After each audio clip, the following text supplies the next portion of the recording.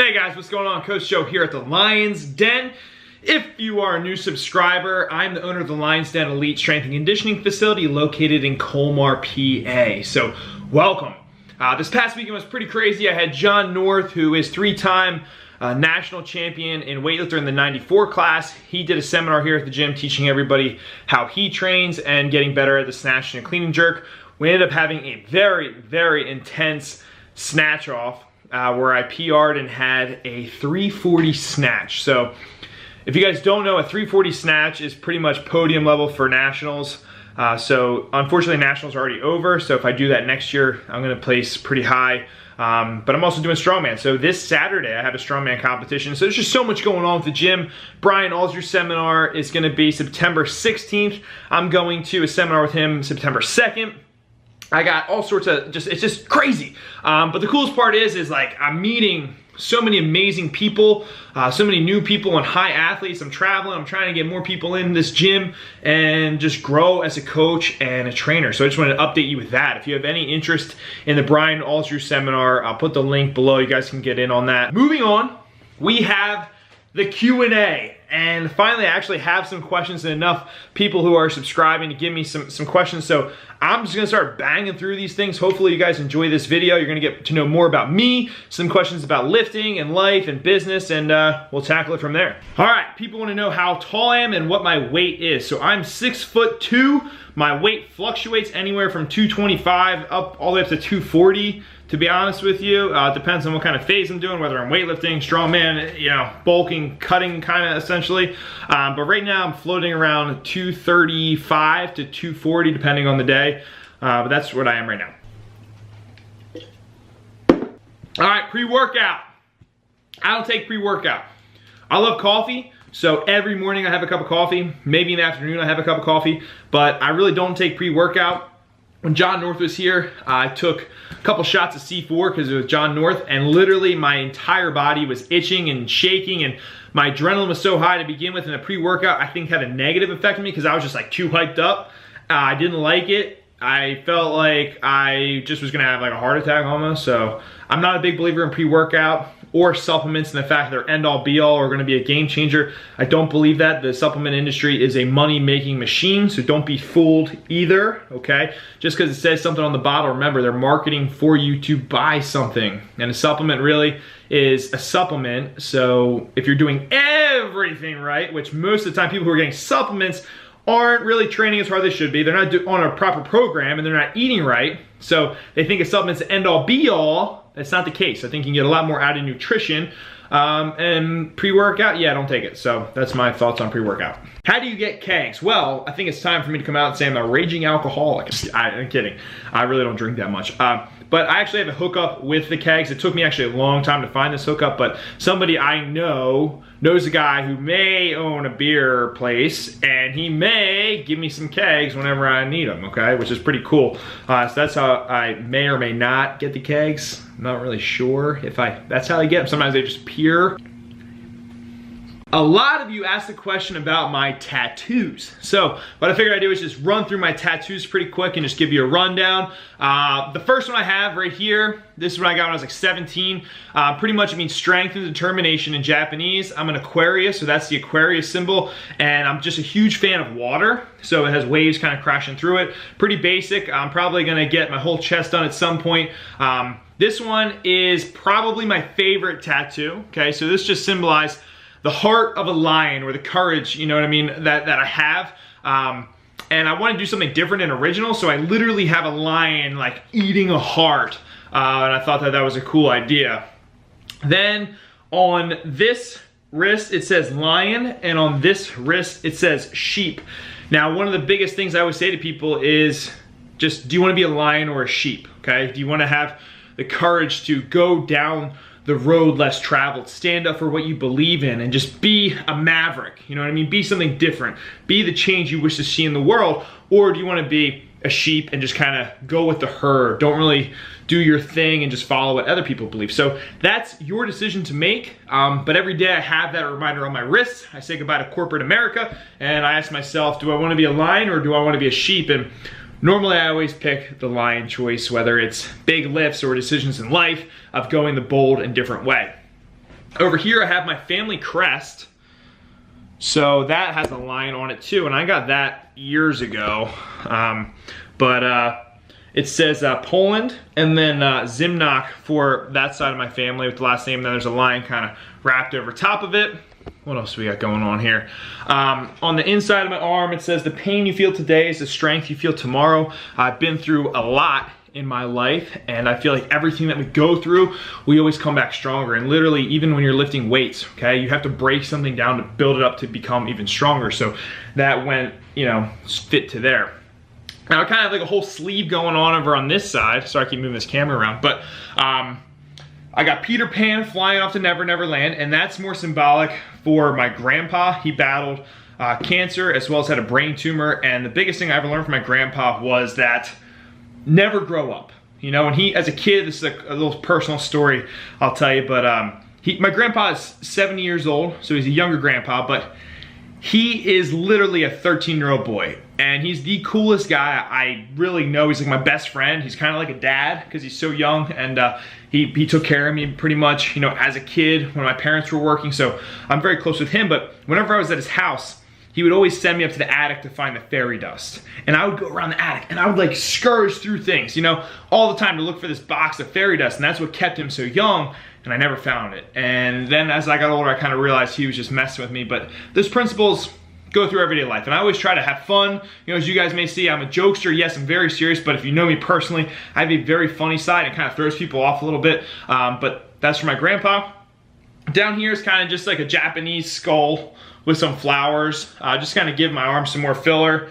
And then here's where a lot of you guys see and ask, and that's Gears of War, Assassin's Creed, and the Halo Legendary logo. So I was a very competitive video gamer, and it was to the point where it was like sports and video games, and I would play video games for like 8 hours a day, and I would go to practice, and that's all I did. And in Gears of War 1 for Xbox 360, I was ranked 50th in the world for like a week.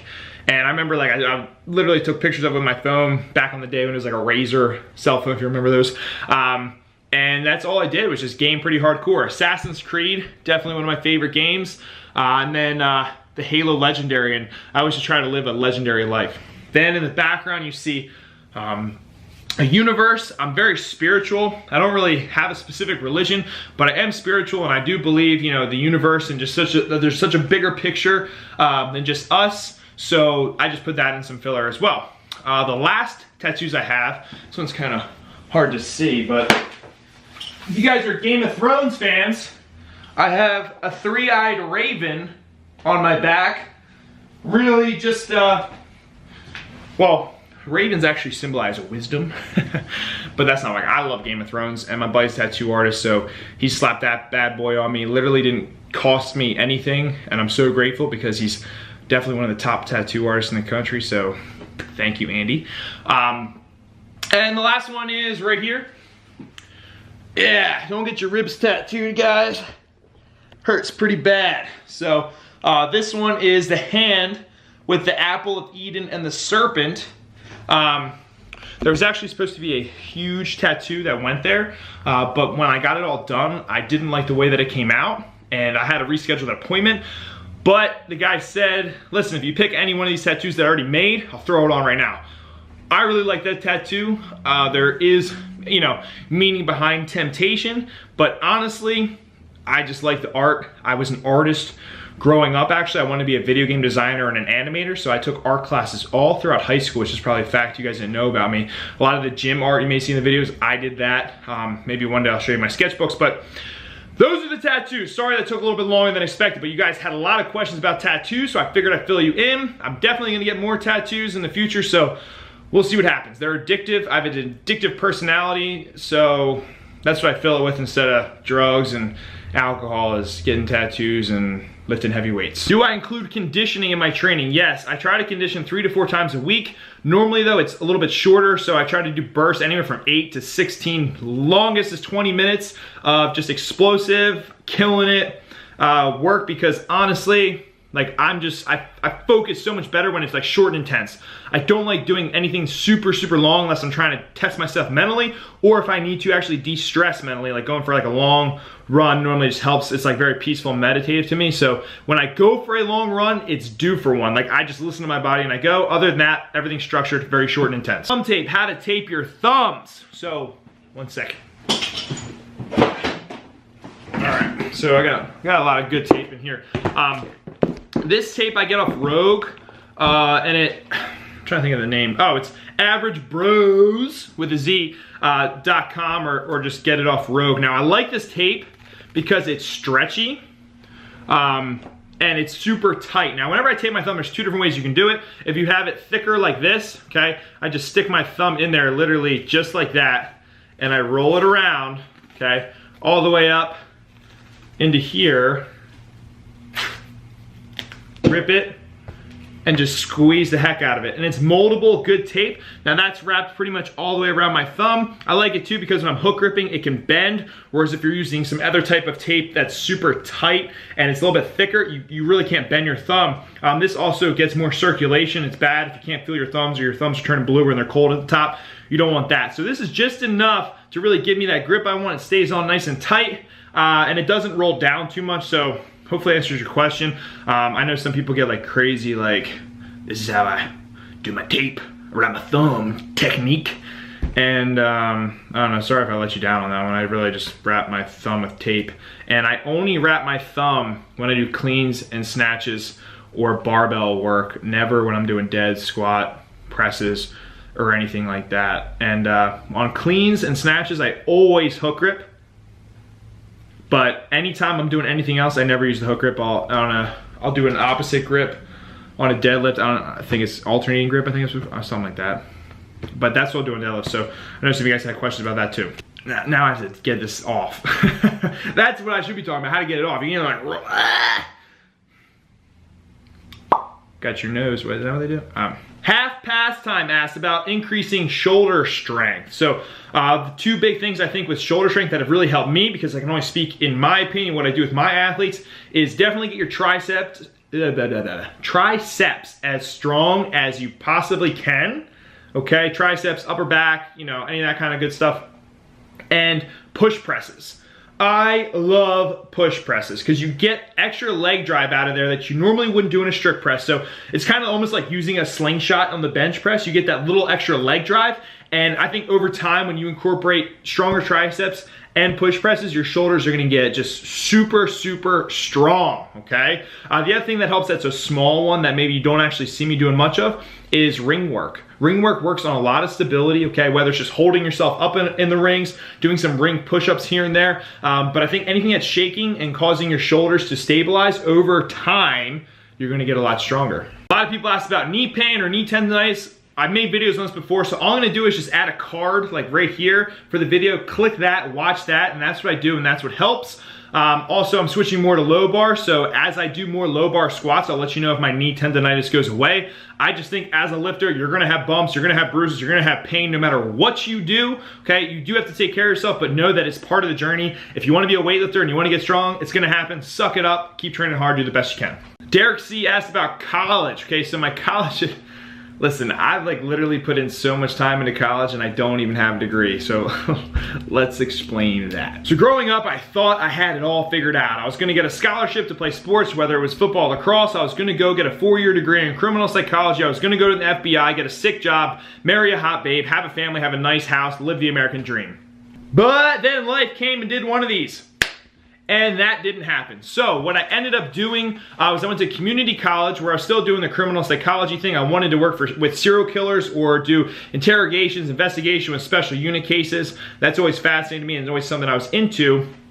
But then I got a job as a personal trainer and I really fell in love with that. I started watching more YouTube videos and seeing people make a living off of it, and I had a really good time doing it. So I actually took time off college, worked for a long time, went back to school, on and off, switched to 3 different schools, started at a private college, played lacrosse there, then I dropped out of there, went to a community college, and then got in a little bit of trouble, kind of moved around, and then I got into another community college and when I was at that community college, I was doing kinesiology. So I literally have tons of experience in criminal psychology, and then I switched over to kinesiology. Now with kinesiology, I got very frustrated because pretty much everything I learned in school that I was paying for, I learned myself or through YouTube, to be completely honest, and doing the job that I had. And I also knew what was gonna be done in field and what I was never gonna use, and most of that stuff I was just paying for. So I was beating my head against the freaking wall. Ah!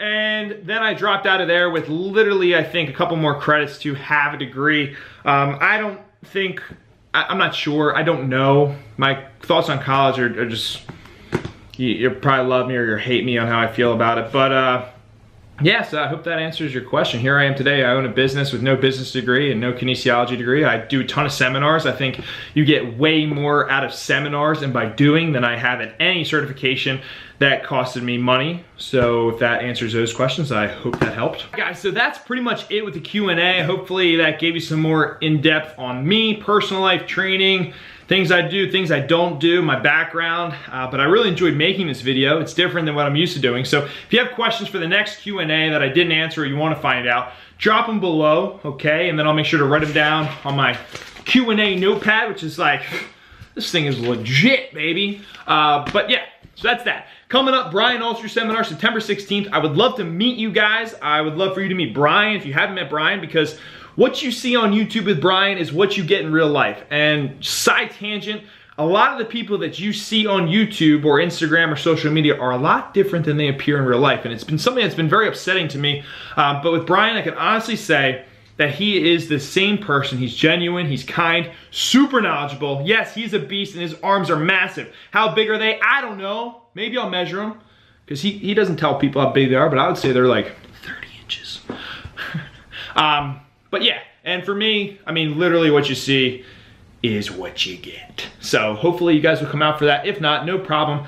Stay a lean, mean strength machine. Keep watching this channel. If you like it, thumbs up, subscribe, share the video, tell your friends, get into the Lions Den whenever you want. As long as I'm open and you give me an email and you don't just show up and scare the living bejesus out of me, you're welcome here anytime. So, later guys.